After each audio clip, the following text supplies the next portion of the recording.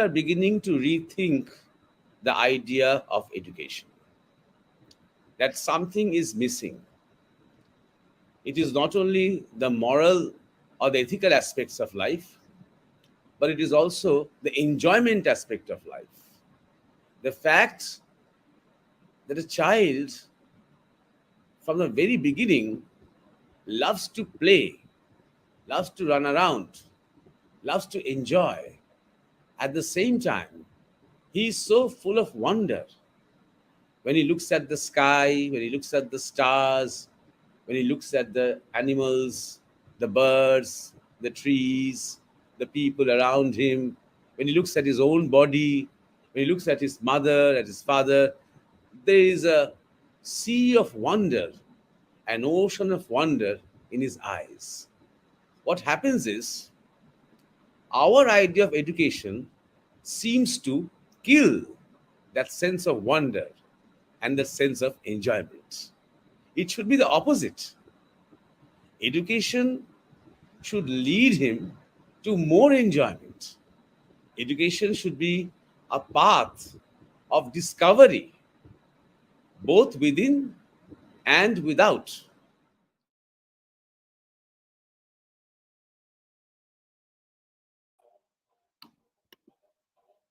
Namaste.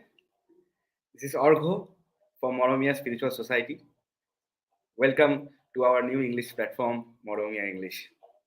I hope you have all subscribed into it. Now, this is the second live session from our channel, from our new English channel, Moromia English. The first one was broadcasted on 1st of November this month, and it was a wonderful session. The entire program was like a journey from the very various aspects of yoga to the modern education system. Everything was discussed thoroughly, and that is the beauty of Moromia, its originality. Our beloved Maharaj took us from the very basic terminology of yoga to the greater aspects, how wholesome it is as a process and not to be treated just as a mere exercise. Now, today's program is about depression, how to deal with it. And to go in details, I would like to invite Debashista in this platform. So, Debashista, please, if you can join me. Namaskar. Thank you, Argo. A very good evening to all our audience who are watching this program live and who will watch the recorded program after that. So, as Argo said, that on our previous day, on 1st of November, we discussed about the importance of yoga, and we got a good audience response on that, and some of our some queries has come on that. So before dealing with today's program, that how to deal with depression, we'll discuss some of our queries which were asked in the previous program. So first of all, I want to invite Maharaj in this program among us. Maharaj. Good Namaskar. evening. Good evening, Maharaj. Maharaj. Thank you, Argho and Debashish, for your introductions. And this is our second live episode of our new English channel. This is also being simultaneously broadcasted from Moromia Facebook page. So viewers can attend this session either from our Facebook page, Moromia, or from our new English channel, Moromia English. I noticed from the comments that still most of the viewers who are attending are the ones who attend our Bengali sessions. So I would, I would expect them or the audience to share with those friends who are not Bengali speaking, maybe from other parts of this country, or I would request some of our Moromian friends to share these videos with our some of our friends in Europe and other places. These programs are specifically meant for those who do not follow Bengali language so much and are yet interested in the practical aspects of life and the spiritual perspectives that we try to offer based on our inspiration from our Guru Maharaj, Swami Paramananda. So, yes, Debashish, now you can go ahead with the Yes, questions.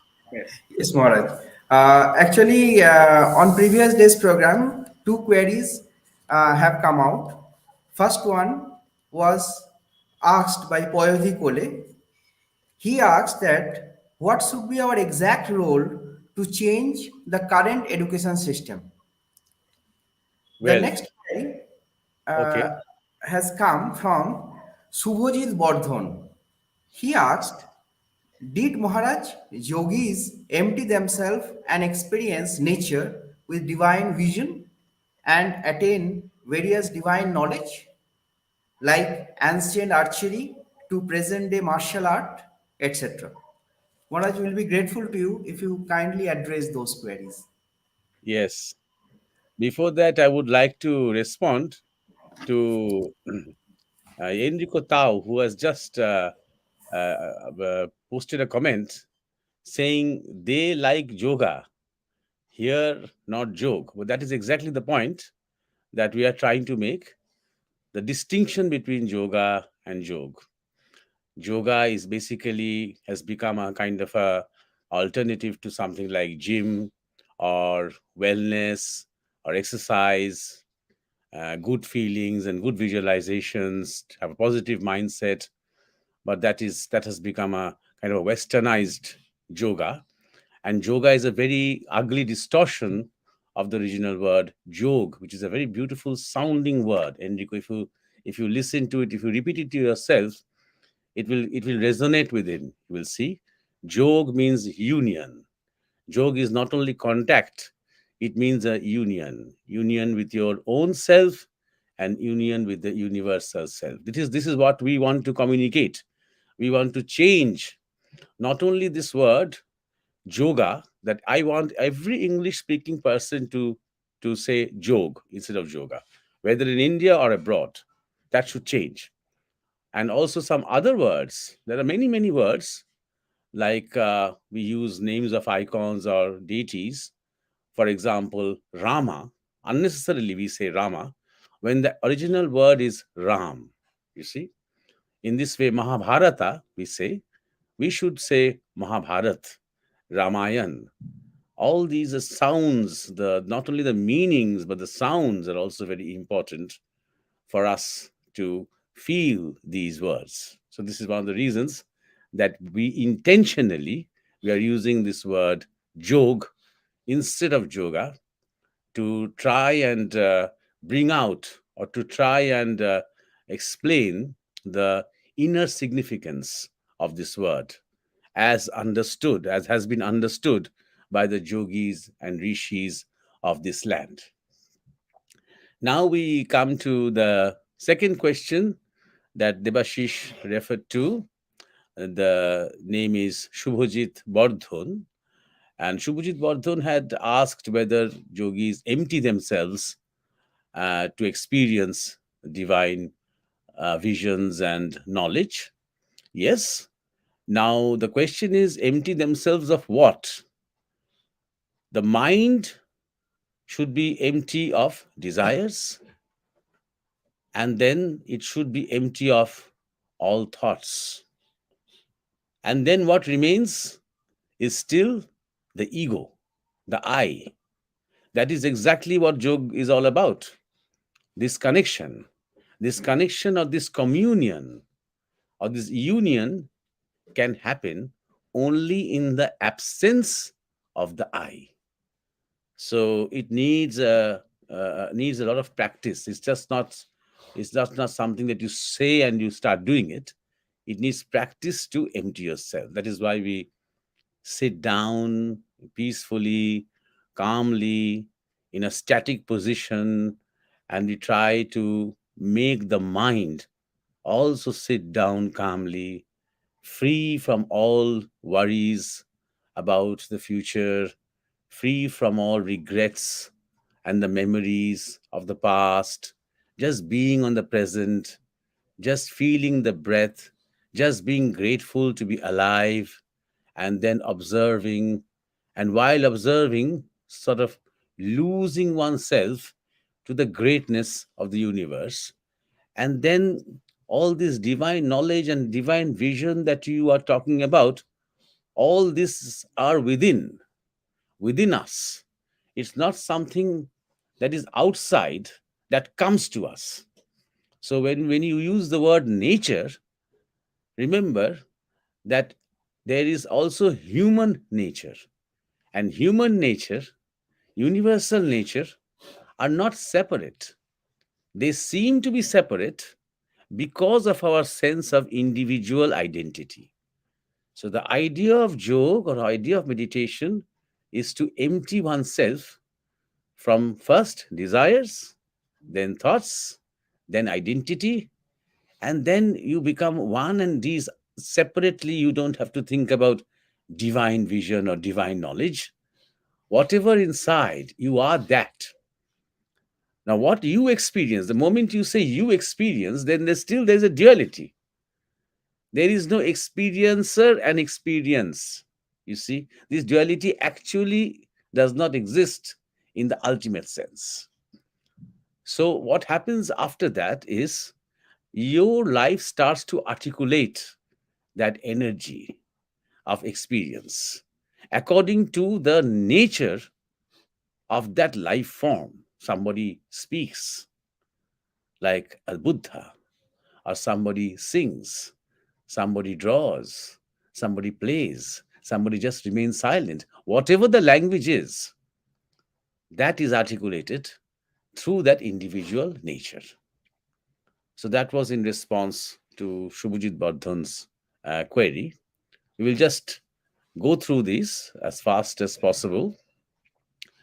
And Payodhi has asked about what should be our immediate action or immediate effort to change the education system.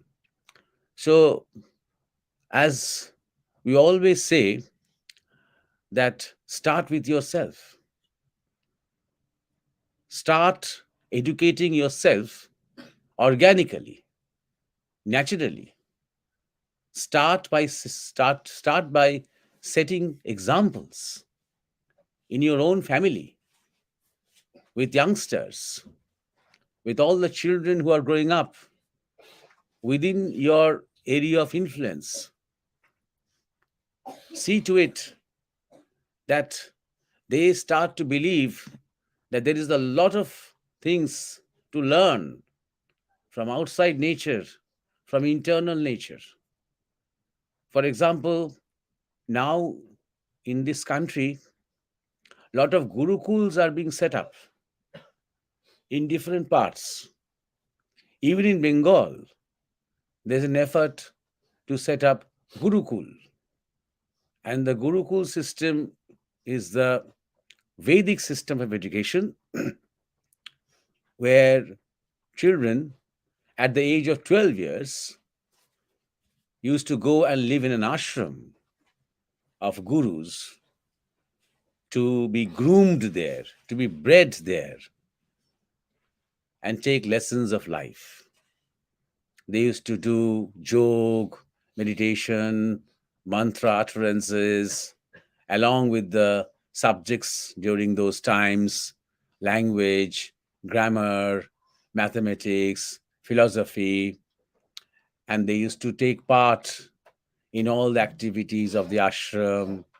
For example, farming, looking after the cows, playing with the other children, cooking, cleaning. They used to, it's all a part of education. And they used to also go around in the villages for collections to sustain the ashram.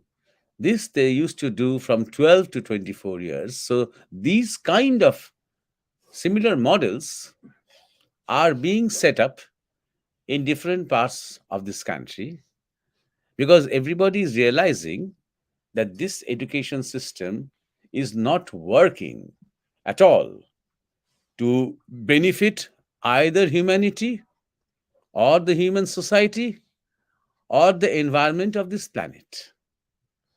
So you can start by inspiring the children, your next generation, to go to these kind of institutions instead of the mainstream institutions, and find out ways to explore that if it is possible for us to create more such organic institutions which are not professional, which should not be professional.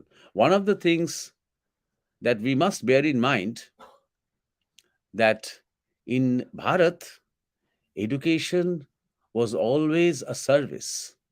Education and health, they were never industries. They were never profit spinning institutions. So all these students, the brahmacharis who used to go around and collect, they used to sustain the ashram. And these teachers and the gurus and acharyas, some of them may have been married. They used to live there, and they used to depend on these help from these villages. They did not have any salaries or any bonuses or no such thing. So it was a kind of a collective effort where the village and the institution and the teacher and the students, they did together. It's not that somebody was creating an institutions, others were taking advantage of it, and that somebody was making a profit. This kind of a Vaishya system was not there at all.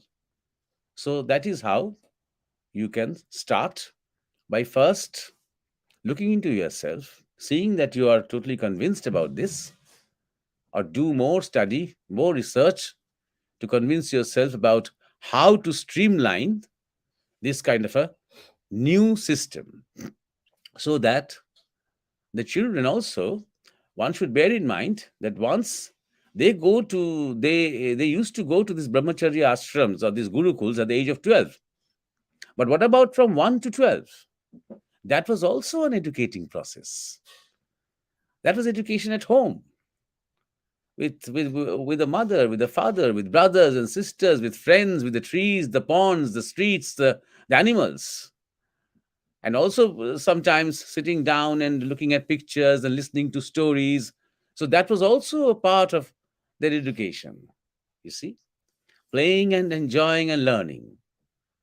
So it's the word system has to be eradicated from the mind, I think. Education is an organic part of our life, which starts from the moment we start to seek answers, and it does not end. Even in death, or even on the deathbed, we are learning. We are learning from the disease. We are learning from the pain. We are learning from our responses. So the moment we use the word system, we are confining education within a few walls of our conceptions, within a time frame. So that has to be abolished from the mind. So first you start within, and then you start setting an example by encouraging young generation to be a part of this new movement that has started in this country using the Vedic model, something that Rabindranath Tagore had tried to implement in Vishwabharati, and then also to see whether some of us can organize ourselves and try and create more such institutions or more such hubs of true education. And now we have sort of answered the pending questions, I think. So we can come back to uh, today's topic, which is about depression. The more we listen, the more we wonder. Yes, education should be an organic process. I mean, it should go on forever. Once And let me sort of again, there is There's a related question. This Okay. just come up while I was talking. It is from Nivedita Sudip Chatterjee, who has said, Maharaj, you really think that going to school after 12 in these days is really means whatever, but I can understand what you're trying to say. First of all, you have the idea, Nivedita Sudip Chatterjee, about madhyamik, uच्च madhyamik, and then college, and then engineering, and then joint entrance, and then finding a job. All these things have to be removed from the mind. You see, education does not need to be changed in isolation. What also needs to change is our aspirations of life, is our expectations from life, is the way we should conduct ourselves, is the way we should find out who we truly are. You see, our great munis and rishis, our great gyanis and scholars, even Sri Krishna himself, even Sri Ram himself, had come out from these brahmacharya ashrams, from these gurukul ashrams. Are they less educated, less gyani because of that? Or do we think that after completing a school curriculum, that our students, that our children are really very, very self sufficient, are really very educated? They know a lot of things about life. They can go to the forest and build a little hut for themselves. Can they? Can they cook a meal and feed himself and a few others? But a boy who has come out from the brahmacharya ashram can, and he can do much more than that. So when you say in these days, you want the whatever the status quo is to continue, and just a cosmetic change in our education and attitude to education. If that is what you want, it is not possible. It is true. So, education, the idea of education should not be changed in isolation. With that, we should change our values of life. With that, we should change our politics of life, our ideas of business, our ideas of success, our ideas of ambition, our ideas about life, about our spirituality. Everything needs to change. But since we are concentrating on education and yoga, we can only say that this is a starting point. From this kind of education, we will have great political leaders, great philosophers, great scientists, great authors, great film directors, great cultural icons from this breeding ground. And then we will have a great country, a great society. That was my idea.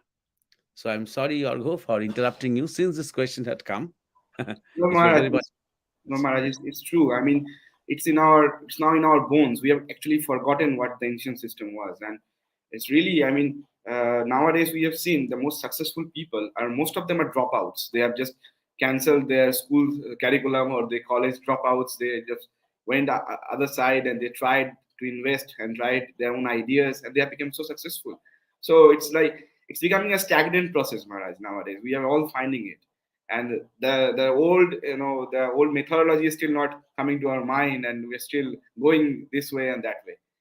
So Maharaj, today's the question, the query that is related to this concept only, because nowadays we all are kind of in a stagnation point where we all are dealing with synthetic things in life, that and thus this, I mean, going away from nature and going away from our reality, from ourselves, it's kind of pushing us to somewhere else. And that is why our next query, that is the most important query, I think, it is that how to deal with this depression that we are facing every day, and is there really a remedy from this? I mean, nowadays most of the young generation, I mean, I can also include myself sometimes, when I was, I mean, when I'm not doing properly the sadhana and not being in the path, I'm also very much depressed. And so when I'm with you, when I'm with Maromia, I feel great energy, and then I'm above this. So this is a really a big query, that how to deal with our depression nowadays. Yes, yes, it is a very important question too. Very recently, a few neuroscientists in India, on behalf of a neuroscientific agency, had conducted a survey, and they had found out that the most widespread disease in India now is depression. That is one statistics that is quite surprised me. In fact, I'll tell you why later. And there is also this new statistics from World Health Organization, which says that in the whole world, India seems to be the most depressed country.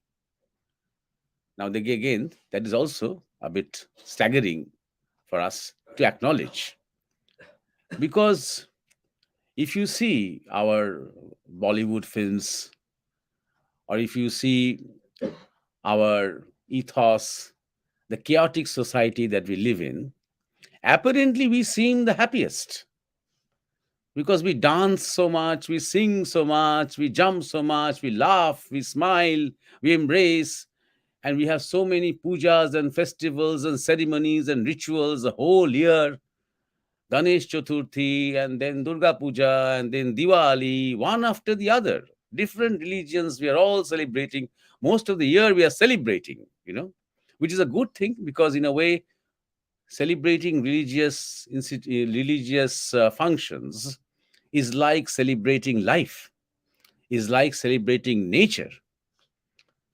So this kind of social celebrations was always some kind of a therapy in our life to keep us happy and cheerful, to have something to look forward to. And yet, according to statistics, and I'm not always very sure about the statistics of, obviously there seems to be a lot of you know method in the madness of statistics. There can be some profit motives. The more you declare that India is depressed, then somebody who is normal becomes depressed, you see. Or the depressed people feel that they are part of a big gang of depressed Indians, so they can have more medicines and more psychiatrists and more health emergencies and mental health surveys and workshops, all that, which feeds into an industry. So I'm not very sure about these statistics, but there seems to be some truth in what these statistics reveal. That is, it is a well-known fact that whole the world over, the depression is now like a real epidemic now. But in India, what the problem is that at one level we are holding on to our Indian ethos. At another level, we are blindly trying to be successful in the Western model of the world. You see? So we are caught up in this strange dichotomy. At one level, we are trying to be, successful in the sense of having a great career and your own house and have a new flat in the city, or going abroad, and at the same time we are celebrating Diwalis, and we are doing all these pujas and rituals and coming together as a family once in a year to remind ourselves that we are Indians, and we are somehow culturally we have to stick to our roots, while blindly succumbing to this kind of European or the Western idea of progress, Western idea of liberal ideology, or the Western model of success and ambition. I think this could be one reason why all this laughter and smile and song and dance seem to be more artificial than natural, more synthetic than organic. That is probably one reason why it is so. Now, as to the cause, first let us go into the what can be the causes of depression. Now, I'm not only talking about our own country or India in general. Well, for individuals, there can be different causes for different individuals. The doctors or the medical profession or the medical industry has broadly classified it into, it could be genetic, it could be environmental, it could be biochemical, it could be psychological, it could be because of some misfortune, some childhood trauma, or whatever. But it seems to be a big perspective, and we need to talk about it. But before that, what are the typical symptoms? It is very interesting to notice the typical symptoms with which we can identify depression. For example, sadness, and a pervasive and a persistent sadness that refuses to go away. It's not a sadness that has happened because of something. It is a sadness like inbuilt, which does not disappear or go away after 2 days, 3 days, 7 days. For weeks and weeks and months, it persists in the same way. Whether he is alone, whether he is with his friends, whether he gets what he wants, whether he does not get what he wants, whether he is comfortable, whether he is uncomfortable, all these conditions don't matter. He is sad. See? Now, my point is that here is a problem which has been identified as an existential problem, but it is also, it could be a spiritual problem more than an existential problem. Look what happens to a person in Indian traditions when he has this burning desire to realize the truth within himself. Take the example of Gautam Siddhartha. When he saw people dying, when he saw diseased people, when he saw people suffering, after that time, when he came back home, what was his state of mind? He was not happy. Now, today it would be diagnosed as depression. You see, but it was not actually depression.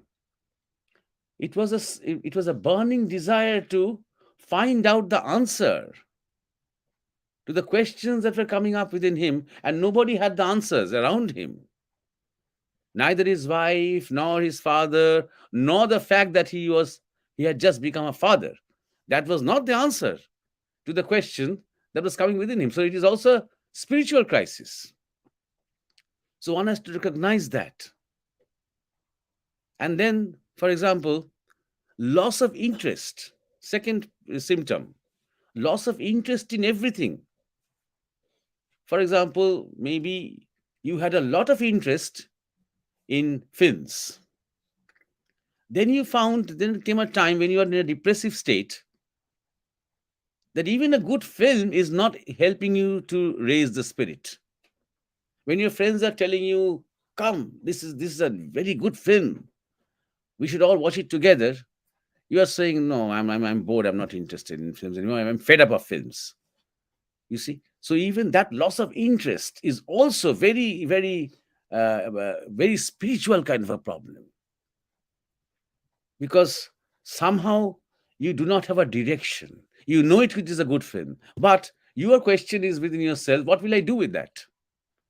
What will I do with the fact that it is a good film? How do I contribute? How do I improve? How does that energize me? How does that help me to discover something within me? So all these questions are coming up within you. It is our existential problem, of course, if you overlook the spiritual aspect, but it is also a spiritual crisis. You see? Then you can have a kind of a sense of guilt also. Some people, because they are depressed, they have a sense of guilt that I am causing all this problem to everybody because of my depression. And then there is a guilt that how can I be depressed? Does that mean that I am weak? Does that mean that I cannot handle myself? That kind of shame and guilt. But this problem is changing a bit in the sense when we were very young and somebody in the family or maybe among the neighbors had some mental problem and he used to be taken to a doctor or a mental clinic for help or for some medication, they used to hide it. The family used to hide the fact that there is a mental patient in the family. Then, if the daughter of that family was being married off to somebody else, they used to hide it from the groom's family that in this particular family there is somebody who is mentally not well.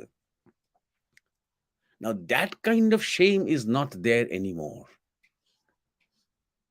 because it has become so widespread. Depression almost is like a majority, you see, that normal people are beginning to feel a little guilty that we are normal and we are smiling and we are laughing and we are happy, you know. So, and it is also normal people or some, you can say, psychiatrists or psychologists are trying to understand what do we mean by normal. You see, what does normal mean? In fact, when you look from outside, normalcy seems to be a greater madness. You see, this education, this career, this, all this, it seems to be a fantastic madness. You see, in fact, I know a few health workers who work long hours with mental patients, and they say that yes, they are mental patients, but it is much easier to talk with them, even because of, even in their madness, because somehow they are more natural, somehow they are more normal than my boss who hires me, who bosses over me, and others, neighbors, who always have some motive behind whatever they are doing, who have some fault finding agenda all the time with people. These people are more natural, more simple, more childlike. And that is why they have not been able to cope with this so called normalcy. You see? So, some people are beginning to question. This is also, again, this is a question that they are raising. It is a spiritual question. What is the meaning of normalcy? You see? Then people lose concentration. It is also a part of the whole process that when you feel this loss of interest, you lose concentration because you cannot convince yourself to concentrate on something when you have completely lost interest about that. It is so whatever he used to concentrate before, he is now getting bored about it. Then there is a problem of sleep disorders. Some people just cannot sleep when they are in depression. Some other people just cannot get up from their sleep. They are sleeping the whole day. They don't find any reason why they should wake up. Because waking up means taking responsibility, that you have to do something. You have to show that you are doing something meaningful, so called normal, meaningful. You see? So it is better to lie down and at least pretend to be asleep all the time. So these two kind of things. Same thing with appetite. Some people completely lose their appetite and they lose weight. Exactly the opposite also happens with some depressive cases. It is not that they are always hungry, it's just to make themselves feel a little comfortable, they go on eating. They just open the fridge, take out some chocolate and start eating, or some snacks or some fast food and start eating. They go on eating the whole day just to enjoy the taste, and they gain weight. And they also sort of subconsciously, they're doing it intentionally to themselves. And I don't care about my figure. I don't care about my health. I don't care about this obesity. Oh, let my life go to the dogs. It doesn't mean anything to me anymore. This kind of thing, is also another symptom of depression. And the most, you can say, the terrible symptom of depression is suicidal thoughts. That when people lose interest in life, when people do not connect themselves anymore with anything around them, with the work that they are doing, with the relationships they have, then they consider suicide. It's sort of that, you know, not that they immediately go and commit suicide, but the thought of suicides gives them an excitement, gives them a kick. You see. So that is the most terrible part. Some people succumb to that, and when depression is acute, this will to live is lost. So even if he is trying to take food, and even if he's trying to lead a normal life, the life energy gets squeezed out of him. This is something that people who are experienced in yoga understand very well. Because whatever is happening to the mind today will reveal itself on the body tomorrow. And because of the mind, we have taken this body. It is also very important to understand why is there rebirth. Many clinical psychologists are trying to understand this. Why is there rebirth? Because after death, the mind and the desire, the energy remains. So that energy creates the next body, creates the next program, let's say, the next data. So naturally, when the mind is almost dead, when the mind does not want to live anymore, then the body also responds. It starts giving up. You are eating normally. This also I've seen. You're eating normally. You're also sleeping. You're participating in everything. You have just lost the will to live. That's all. Completely blanked. Will to live, ready to die immediately. Yes. Want to live tomorrow? No. Within your mind, that's the way, that's your answer. Within a few weeks, the body will just wither away and you will just, walk yourself into death. See, so this is another very, very because terrible condition of life. Now, what is very much we have to stress is that the topic is how to deal with depression. That is your topic, right? Now, what they do in the medical line, in the mainstream, what they do is that they try to improve the chemicals of the brain. It is because of the shortage of a few chemicals in the brain that the depressive state starts.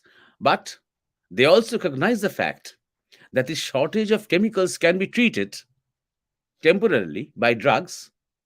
But this is just a symptom. Why is there a shortage of chemicals in the brain? That cause has to be addressed.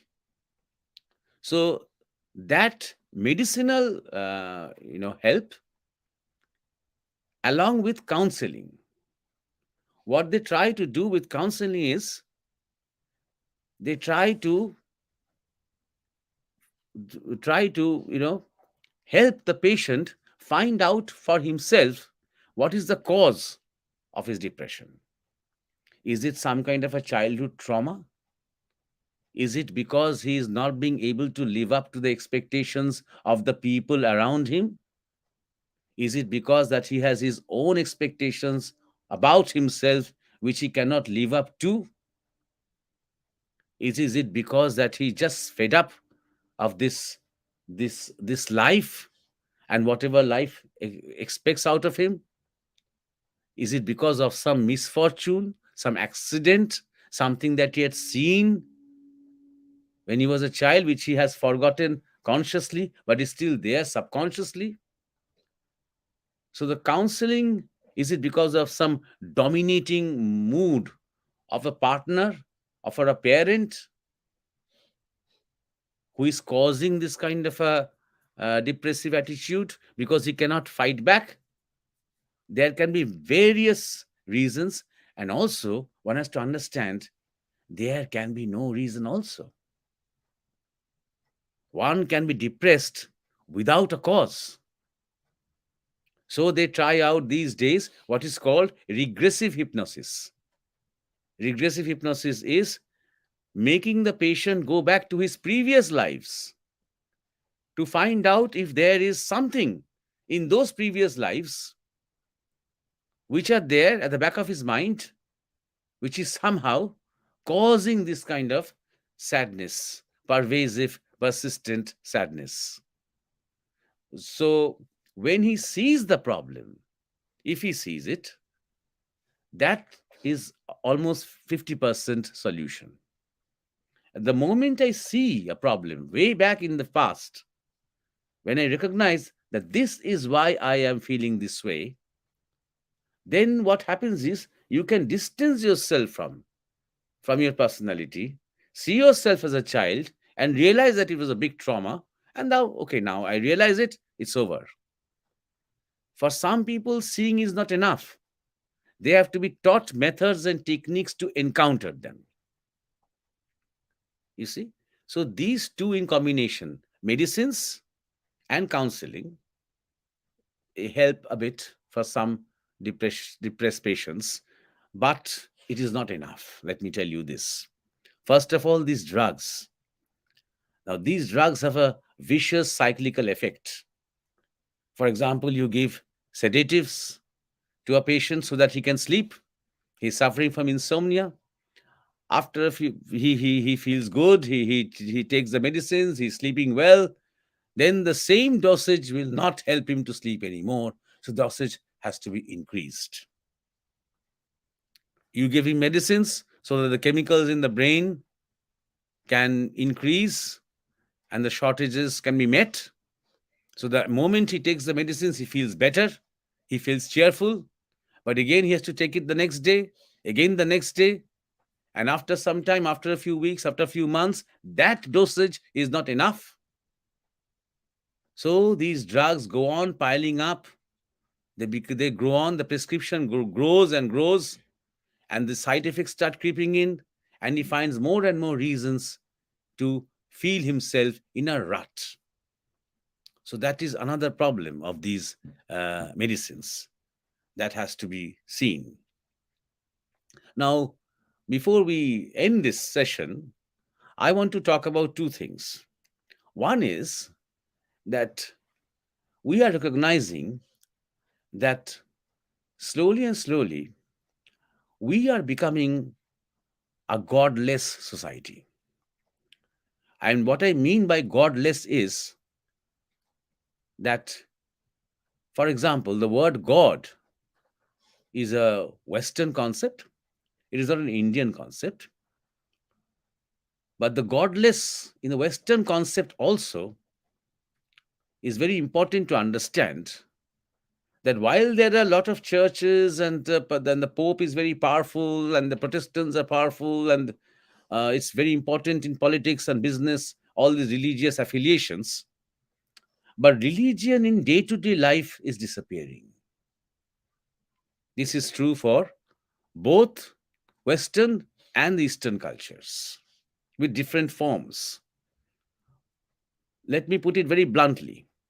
The neighborhood priest who used to be a guardian to many people of that particular locality is disappearing. Maybe the priest is there, but nobody goes to him because people have lost faith in him.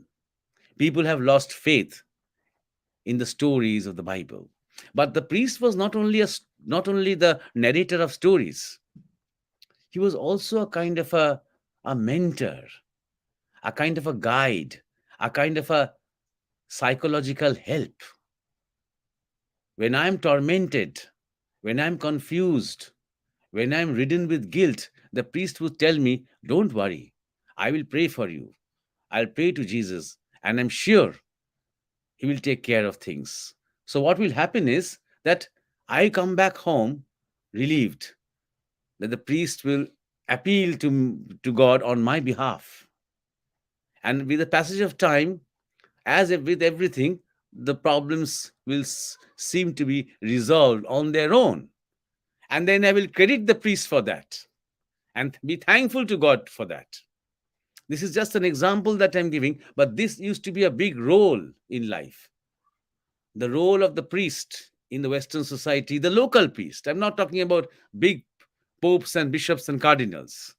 I'm talking about the local priest who knows everybody by name, who is invited everywhere, and he gives the he organizes the marriage ceremony of all the people in that area. He baptizes the little children. So he's like a father figure. Everybody trusts him. He's like a figure who sort of is kind of a guardian who looks after us, who is generally an amiable, smiling personality. Same thing is true for a society like an Indian society. In this case, ashrams, gurus, purohits, or priests, they used to play the same role. That whenever I'm in a turmoil, and they do not have to be spiritual turmoils. In spiritual turmoil, there's a lot of adventure. These are all worldly turmoils, all problems, breakdown of relationships, problems with property, problems with generational gap, and problem with children, and all these things, problem with health. So I go to my guru and say, Guruji, you see, I am suffering, what to do? I do not understand my daughter anymore. She does not communicate with me. She has her own friends. And my Guruji would explain to me certain things. And tell your daughter to come to me one day. I'll talk to her. And he does, and things improve, whatever.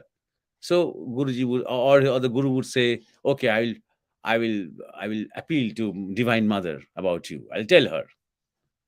You see, don't worry. I am there with you. You see, so all these assurances, this kind of friendly, fatherly, motherly advices used to play a big role in our life. You see, they used to fill up this gap which we did not get from our husbands, from our wives, from our parents, from our children. We used to get from these people whom we looked up to. You see, so even now there are many ashrams, many institutions, but somehow we have lost faith. We go to these ashrams, we take initiation, we do pranam, we do everything, but we have lost faith in this sense. When we have some problem, we prefer to go to the psychiatrist rather than to the guru, rather than to the sadhu or to the monk, because we have lost faith. Somehow we have more faith in the fact that the psychiatrist represents modern science, you see, and these religious people represent something backdated, something that has been lost and done with. So while in the West the problem is like a godless society, in India the problem is a purposeless society. Again, Enrico Tau has come up with a comment which I was expecting he would. He said mostly in Europe priests are the businessmen of the Vatican. The figure that you had described is rare to find. Yes, that is exactly the point. The figure is rare to find, and people do not have that figure. And the problem is there are some figures, for example, like Eckhart Tolle, let's say, who are too secular for these people. They do not even mention about devotion. There is hardly any devotion in whatever Tolle says. There is no love and respect and praying that somebody will take care of me. That kind of thing is not there with Tolle or with all the people who are, let's say, doing vipassana. They are doing vipassana and maybe they are helping people. Okay. But the fact is that for these kind of psychological problems, there is no one to look up to. There is no God, no divinity, nothing in vipassana. So in this respect, the priest used to play a very simple role. Later it came to light that many priests are pedophiles and all these priests are businessmen. Okay, but that is same also true for also many ashrams in India. That is true for all professions, all occupations.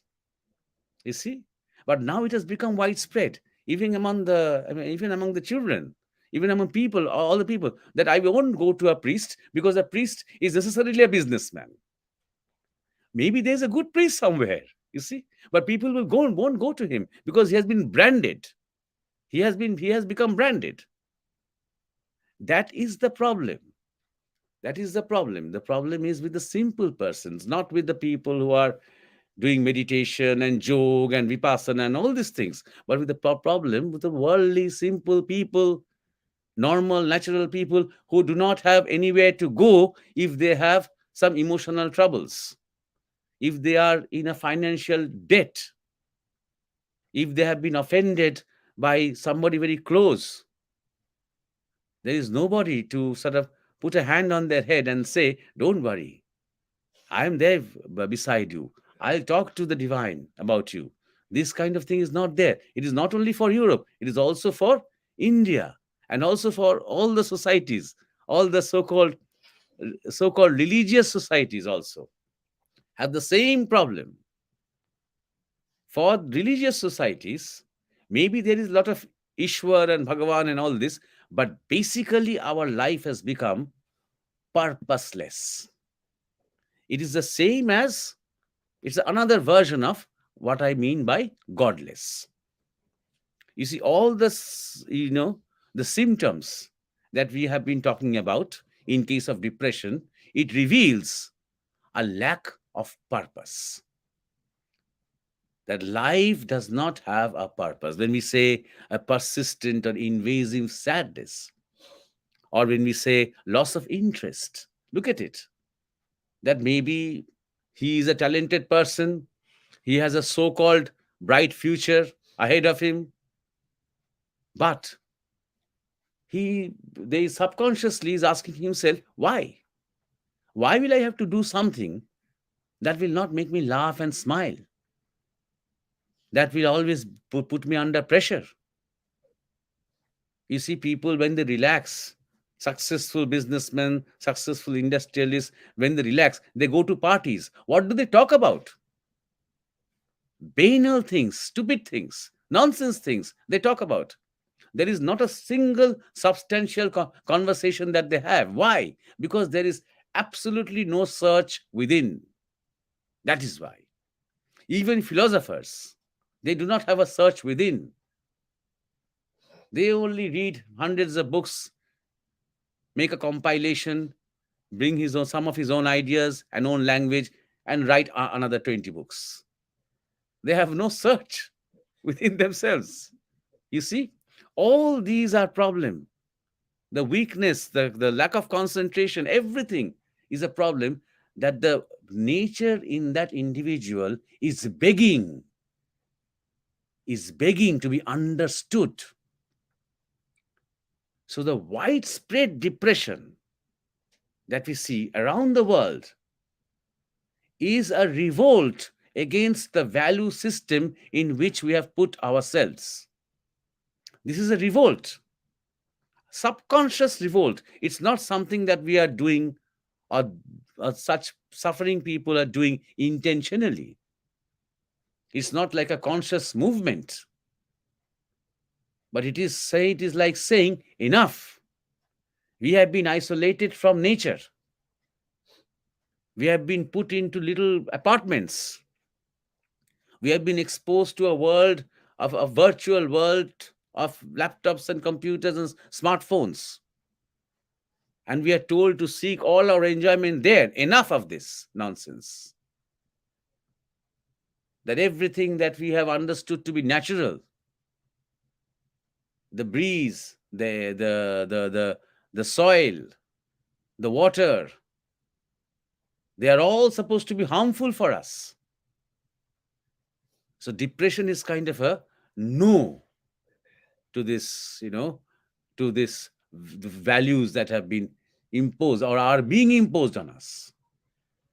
And I have also seen that depression can be provoked.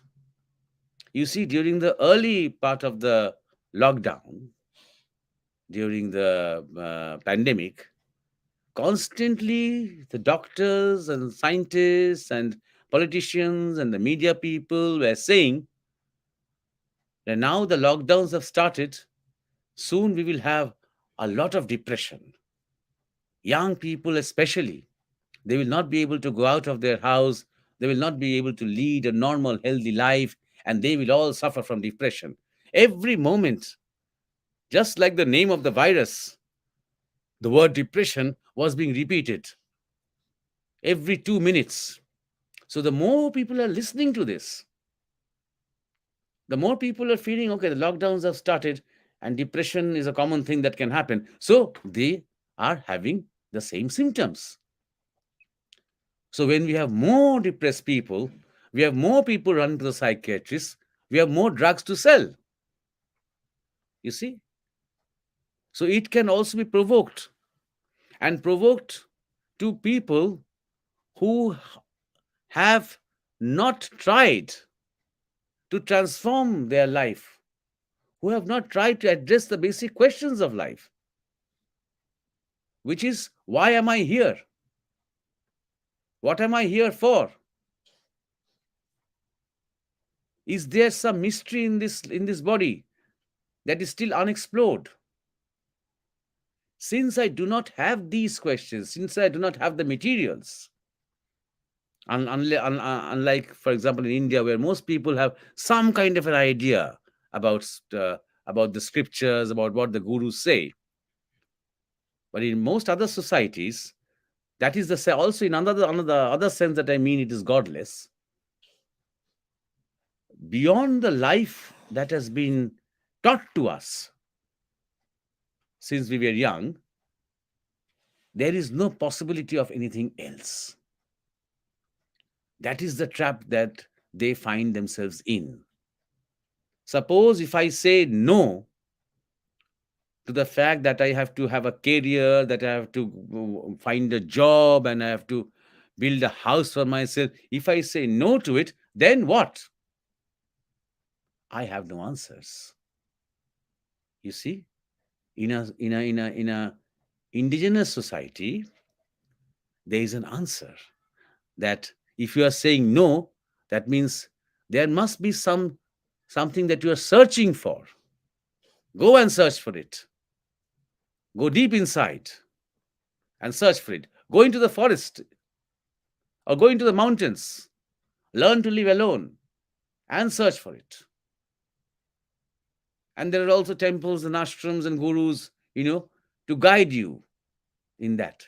But such a possibility, such an opening is absent in most people, even in India, as I've said, who have married themselves into this idea of success, the Western idea of success, the Western idea of life, the Western idea of professionalism, the Western idea of industry. Even they do not consider this to be an opening. They feel it is a pastime for old people. Spirituality or religion or devotion is a pastime for old people. So this has to be understood, that while we are trying to explore the concept of depression, which is a big and you can say an epidemic today, which has become a part of our life. In every family almost there is somebody who is depressed. Even children are suffering from depression, and sometimes it is a bit too much, really, because you see, sadness is beautiful. Rabindranath Tagore, who was not only a great poet, but he was also a rishi, he had said that sadness takes us to the root of our existence. It shakes us up. When we are sad, when we are lonely, when we are isolated, it shakes us up, and we begin to try to understand, why am I sad? Who is it that is sad? Which part is hurt? And something comes out, maybe a song, maybe a poem, some expression. And then sadness, that kind of sadness brings out what in Sanskrit we say ras, a kind of a nectar, an enjoyment that is potentially very divine, that kind of enjoyment. So, why should we always be hell bent on trying to avoid sadness? Can we have a life where there is constant pleasure? Then that pleasure will become very painful. So, if, for example, if a child is sitting down and saying, I'm feeling sad, why can't we allow him his liberty to be sad? Why do we have to rush him to a doctor and think that my child is having some kind of a psychological disorder? So that this the depression, while it is a big problem, it has also become a religion. You see, and for some people, it has become a kind of an excuse also to not to take responsibility on the pretext of depression. So while it is becoming widespread, we have to also notice the layers and the subtleties that go with it. We have to understand this very deeply. And last point is that while the mainstream treatments are good, okay, but at the same time, we have to understand that our bodies, are made up of the five elements: the earth, water, fire, air, and space or the sky. And the moment we try to disengage the body from these elements, the moment we are creating diseases, psychological and physical. So, if we want to deal with depression, bring that person back to the earth, to water, to fire, to air, and to the sky. Imagine you are under an open sky and the river is flowing by you, and you're walking through the mountain. Imagine yourself in that moment very depressed. It is very difficult to imagine that, because we do not feel ourselves to be a small and little. We feel ourselves to be a part of the very huge universe. The fact that we feel that at that moment it is inconsequential who I am is, because what is more consequential is that what the universe is. That consequentiality dissolves my inconsequentiality. See? So people nowadays are getting a lot of good results, let's say, from naturopathy. When I say that okay, we should always be in the open and playing with, let's say, mud, and just switch off the computer screens, light a fire in the room, fire a candle fire, look at the fire, you'll see your mood is improving, your mind is feeling energy, that fire seems to be telling you something, and there's a soothing calmness in that fire. But now you have to go to a naturopathy center, you know to have these facilities of these five elements, as if they don't exist anywhere else except in these centers. But they do it in an organized way. They rub you with mud and make you lie down. This mud soaks up all the toxins of the body, and they make you play with water and expose you to this to the green and the sky. These are very important. Even our Guruji, Swami Paramananda, used to say that for all mental problems, come back to nature. Just open your shoes and walk on the fields, bare feet. Touch the plants, feel the breeze, be with the sun. Try to imagine the time of the day by looking at the sun or the moon when it rises in the evening. If it's hot, Feel the hot. If it's cold, feel the cold. The more you are, that is mother. That is where you have been made. That is your factory. Your body has evolved from these natural elements. So this is the way to deal with depression. At the same time, if you can start doing some pranayam, if you can start doing some yogasan, you can have some spiritual discussions with yogis and the spiritual persons, and in an enjoyable way. If you can laugh and smile even at your own mood, even if for example the mind is irritated, train the mind to smile at that irritation. Today, Debashish, you are irritated. You are getting angry at the slightest pretext. Okay, let's see how long it persists. Like that. Be jovial with yourself. Enjoy yourself, even your bad moods. That is spirituality. And to do some jokes, some pranayam, and remember that your life has a purpose, has an aim. Is just not finding a job, is just not getting married and having children, or is just not living together with a partner. That is not the aim of life. That can be the means of life. The aim of life is to experience this connection. The aim of life is to fulfill your potential. That is the aim of life in general, and that should be the aim of your life personally. Bring back that purpose in life, and we can, I think, defeat depression totally. So that is, I think I had enough, said enough. Thank you, Maharaj. Yes, Really, once again, this Debashish Goswami. Yes, I know what you are saying about the pain body.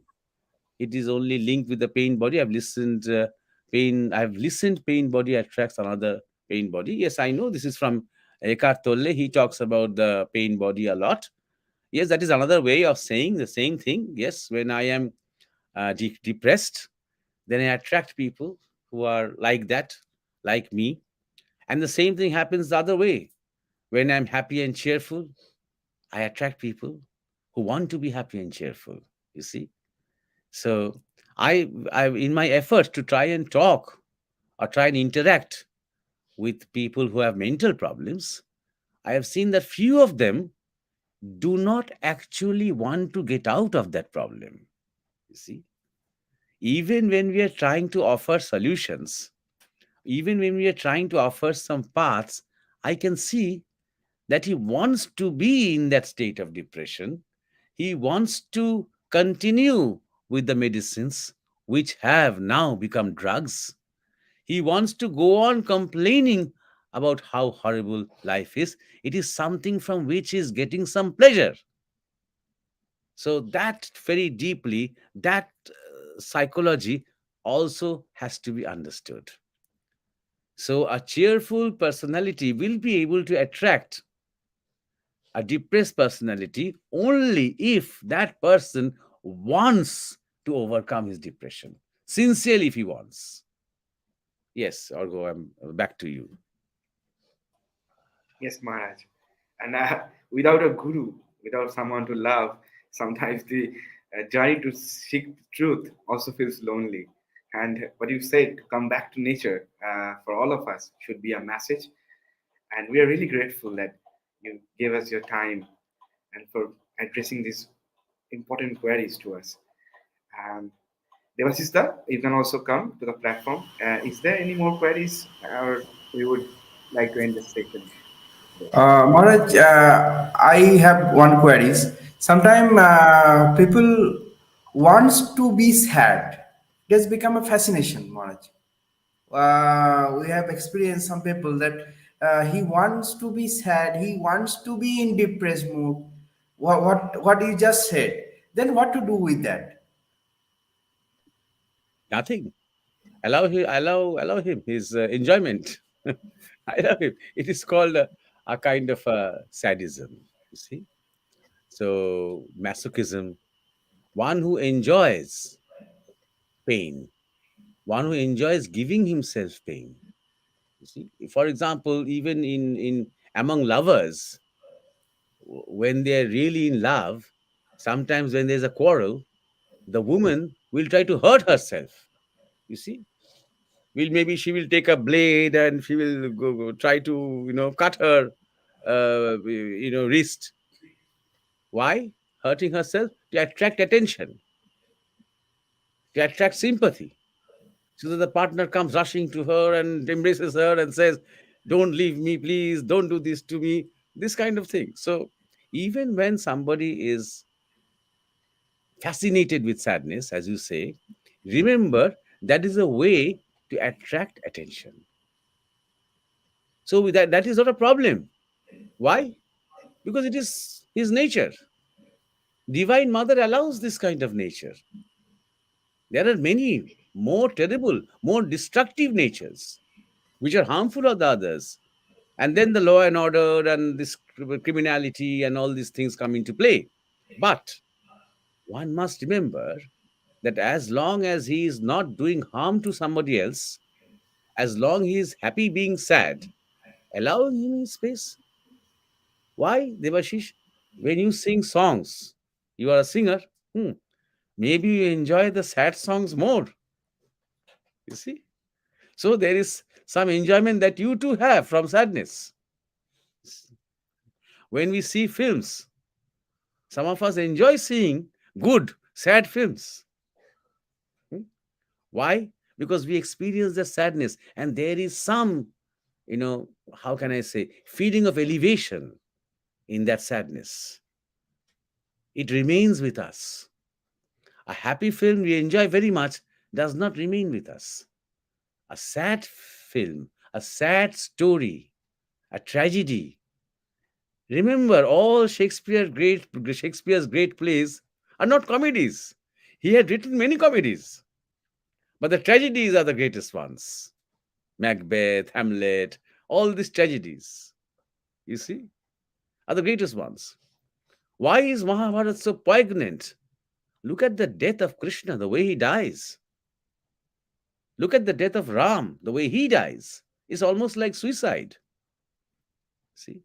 So they remain, these epics remain with us for a long time because of this tragic element in us. So there's a reason for this enjoyment.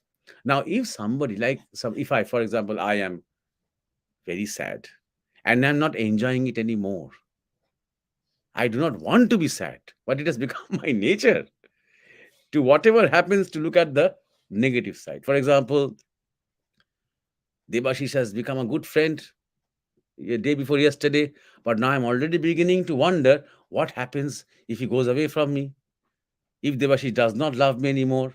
So I'm always thinking about the negative thing. You see, that is very terrible. Now, if I want to get out of that problem and I approach you, I am always these negative things are coming to me. I am being sad for imaginary things and I want to come out of it. I'm not enjoying it. Then maybe there's a possibility that someone can help him spiritually. You see? But if I do not want a solution, if sadness is something that I want to carry like an ornament, and though I am complaining about my sadness, but as a listener, you realize that actually I'm enjoying it, then allow him his liberty to be sad.